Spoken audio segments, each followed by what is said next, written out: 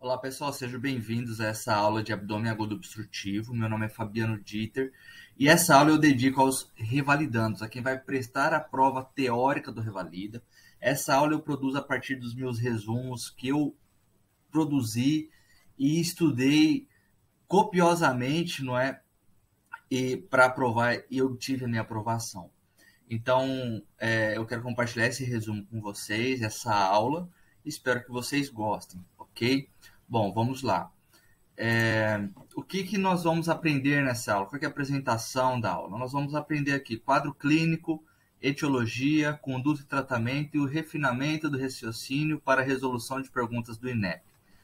O que seria esse refinamento do raciocínio? O refinamento do raciocínio é um treinamento, né, para a gente conseguir identificar palavras, jogos de palavras, para chegar na resposta correta. É refinar o pensamento na hora de ler o corpo da questão e conseguir chegar na resposta correta. Então fiquem comigo. Bom, quem sou eu? Eu sou médico formado no Paraguai, né, em 2021.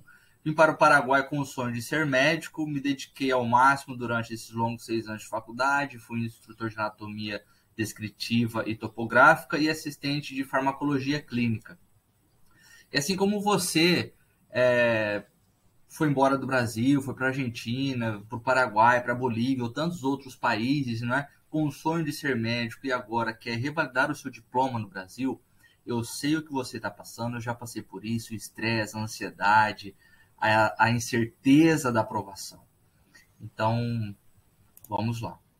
Bom, agora entrando no quadro de abdômen agudo obstrutivo. Como o paciente se apresenta? Como a questão, como a banca examinadora vai trazer esse paciente? Bom, abdômen agudo obstrutivo é um quadro frequente no pronto-socorro e de alta incidência no Revalida INEP. Por essa razão, a necessidade de dominar o tema e os seus diagnósticos diferenciais. O paciente clássico, ele chega no pronto-socorro com um quadro de dor tipo cólico, né, dor no abdômen tipo cólico, acompanhado com vômitos e parada de eliminação de flatos e fezes, tá? Esse paciente chega no pronto-socorro, você deve pedir três radiografias. Radiografia de tórax posterior anterior e de abdômen de pé e deitado. Uma radiografia de pé e uma radiografia deitado. São 3 radiografias. E uma vez com esse quadro clínico acima, com níveis hidroaéreos na radiografia e história prévia de cirurgia, bingo, nós temos um paciente com abdômen agudo obstrutivo. Mas vamos ver a palavra da sabedoria. Mesmo que história prévia de cirurgia gere um quadro frequente de obstrução intestinal, essa não é a única etiologia. Vamos lá, continue comigo na aula. História prévia de cirurgia. Bridas ou aderência. O que é, né? História prévia de cirurgia. O que ela pode causar? Ela pode causar bridas, que são aderências. É uma complicação tardia à cirurgia aberta, não é? A laparotomia, onde, com o passar do tempo, o local que se realizou a cirurgia pode gerar algumas aderências, mais frequentemente chamado de abdômen agudo obstrutivo por bridas. Outras causas de obstrução de abdômen agudo obstrutivo é câncer coloretal e fecaloma. São outras 2 etiologias exploradas que já caiu e vai continuar caindo no Revalida.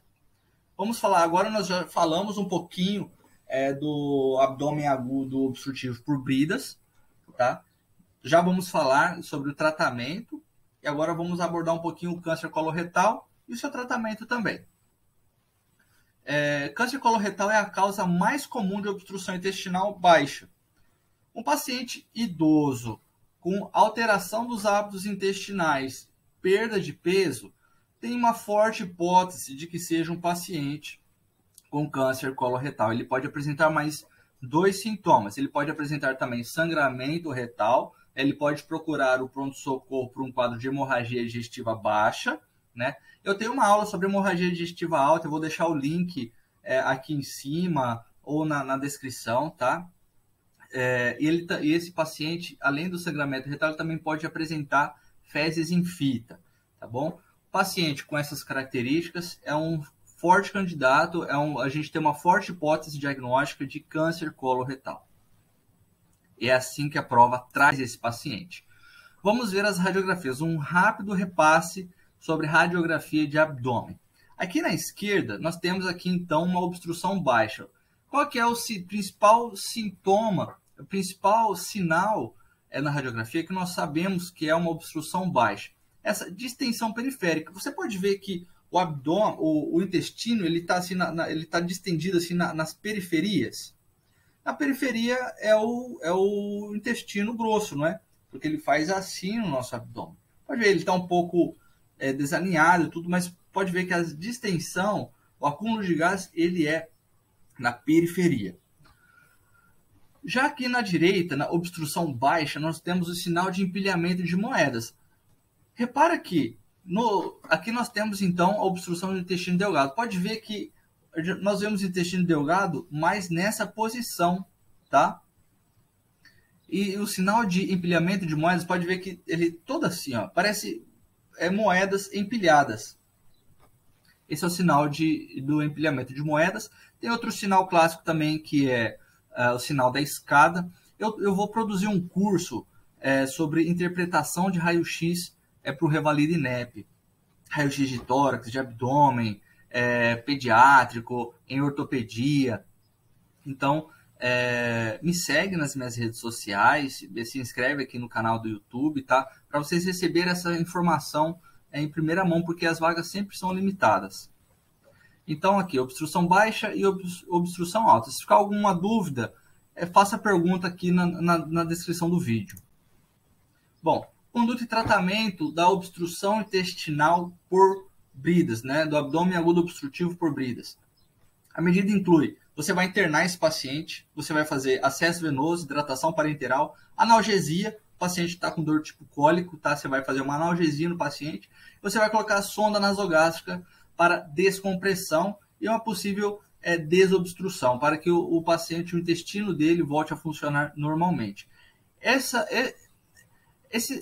conduta ela é efetiva em mais de 50% das vezes, tá?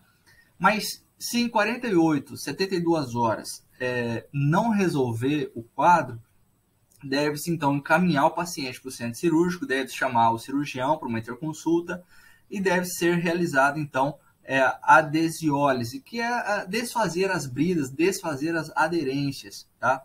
Para desobstruir esse intestino. Agora, na obstrução intestinal baixa, quando tem um paciente ou com câncer coloretal ou com fecaloma. Quando nós temos um paciente com quadro de câncer coloretal, temos uma hipótese de câncer coloretal, nós já falamos dos sintomas que ele vai apresentar, é um paciente com perda de peso, sangramento, fezes em fita, né? Nós vamos realizar a colonoscopia com biópsia desse paciente, tá bom? Colonoscopia com biópsia, para planejar o melhor tratamento, o melhor caminho. Se é um paciente com fecaloma, qual que é o quadro desse paciente com fecaloma? É um paciente idoso também, já acamado, dependente, provavelmente ele usa fralda e começa a fazer o acúmulo de massa fecal no intestino desse paciente, gerando o fecaloma, que pode gerar um quadro de obstrução também. E na radiografia, quando nós temos uma distensão da alça intestinal superior a 10 centímetros, esse paciente ele deve ser encaminhado, então, à laparotomia exploratória. Ok? Pessoal, isso é o que eu tinha para compartilhar com vocês do que é relevante para a prova sobre o assunto de abdômen agudo obstrutivo.